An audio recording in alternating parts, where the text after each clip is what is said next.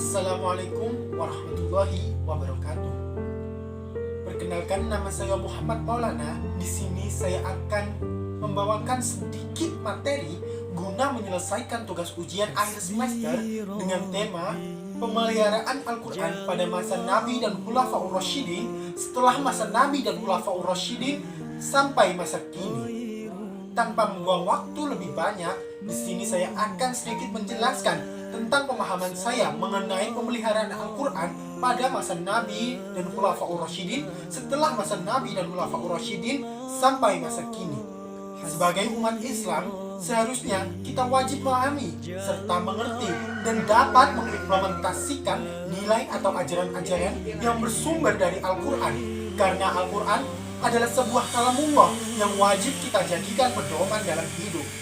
Al-Quran mengajarkan kita tentang arti dari kehidupan dan memberikan pembelajaran mengenai akhlak yang bisa dijadikan jalan menuju kehidupan yang lebih baik. Al-Quran merupakan kitab suci yang menjadi pedoman bagi umat Islam sejak awal turunnya Islam di masa Rasulullah SAW hingga era modern atau masa kini. Posisi Al-Quran sangatlah sakral dan absolut bagi umat Islam karena dia adalah wahyu yang diturunkan oleh Allah Subhanahu wa taala kepada baginda Nabi Agung Nabi Muhammad SAW melalui perantara malaikat Jibril alaihissalam. Dalam hal ini dijelaskan dalam surah Al-Baqarah ayat 581 yang artinya beberapa hari yang telah ditentukan ialah bulan Ramadan, bulan yang di dalamnya diturunkan permulaan dari Al-Quran sebagai petunjuk bagi manusia dan penjelasan-penjelasan mengenai petunjuk itu dan pembeda antara yang hak dan yang batil. Dalam pemeliharaan Al-Quran itu, pada masa Nabi dan Khulafaur Rasyidin banyak tahapan yang telah terjadi. Yang pertama, tahapan pencatatan pada zaman Nabi Muhammad SAW. Pada masa kehadiran agama Islam, penduduk Arab atau tempat diturunnya Al-Quran masih tergolong bangsa yang belum mengenal huruf atau belum bisa baca tulis. Bahkan Nabi Muhammad SAW sendiri termasuk dalam golongan ummi, yakni tidak pandai membaca ataupun menulis. Hal ini diterangkan dalam surah Al-Jumu'ah ayat 62 yang artinya, dialah Allah yang mengutus kepada kaum yang buta huruf seorang rasul dari kalangan mereka sendiri yang membacakan ayat-ayatnya kepada mereka, mensucikan mereka dan mengajarkan kepada mereka Alkitab, Al-Quranul Karim dan hikmah. Dan sesungguhnya mereka sebelumnya benar-benar berada dalam kesesatan yang nyata. Meskipun pada awal turunnya Al-Quran bangsa Arab tergolong ummi, namun mereka mempunyai satu keunggulan, yakni dalam hal penghafalannya. Bangsa Arab sangat mempunyai penghafalan yang sangat-sangat tinggi sehingga Nabi Muhammad SAW menggunakan hal ini untuk menyempurnakan Al-Quran.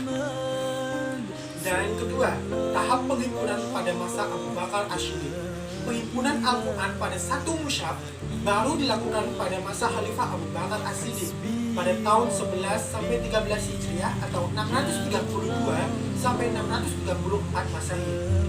Tepatnya setelah peperangan Yamamah pada tahun 12 Hijriah atau 633 Masehi. Dalam peperangan ini, konon terbunuhnya 70-an syuhada yang menghafal Al-Quran dengan amat baiknya. Padahal sebelum peristiwa yang mengenaskan itu, terjadi pula meninggalnya 70 qurra pada peperangan di sekitar Sumur Maunah yang terletak di kota Madinah. Hal ini yang mendorong Umar bin Khattab mengusulkan agar menghimpun pada Khalifah Abu Bakar. Awalnya Abu Bakar tidak memiliki keberanian moral untuk melakukannya karena Nabi tidak memerintahkannya.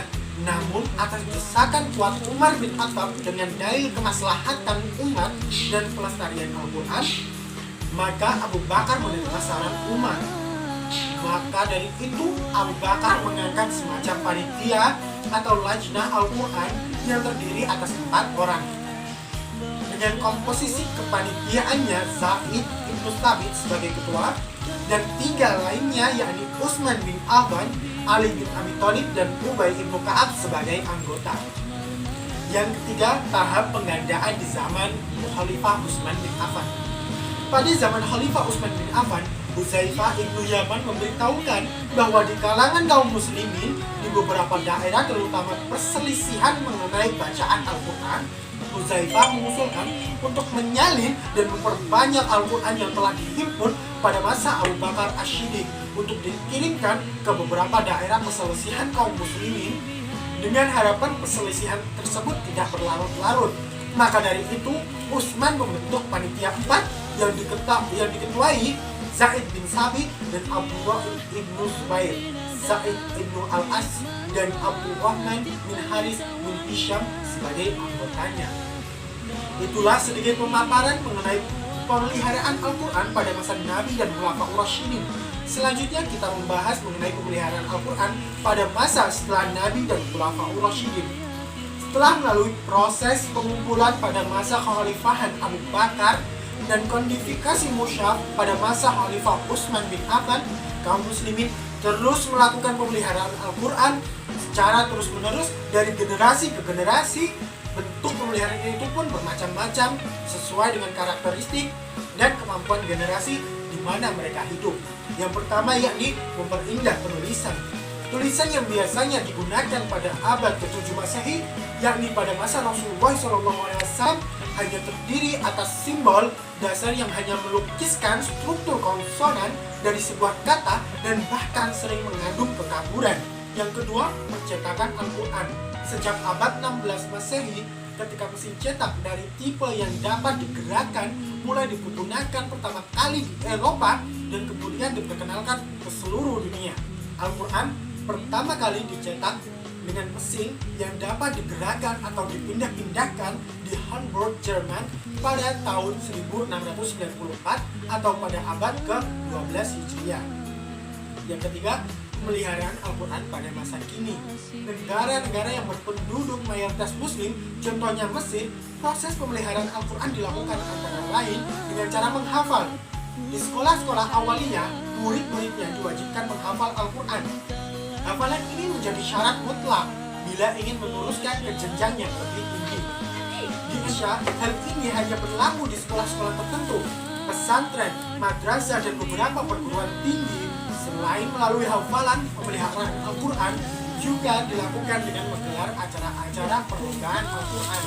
Jadi kesimpulannya adalah kita sebagai umat muslim yang wajib memelihara apa yang telah dulu diperjuangkan dan mengimplementasikan nilai yang ada dalam kitab suci Al-Quran dalam kehidupan sehari-hari. Kita sebagai insan dapat menjaga dan memelihara Al-Quran dengan banyak cara, antara lain dengan menjaga bacaannya dan memahami arti dari Al-Quran tersebut. Sekian pemaparan yang dapat saya sampaikan, kurang lebihnya saya mohon maaf. Wallahul muwaffiq ila aqwamit thoriq. Wassalamualaikum warahmatullahi wabarakatuh.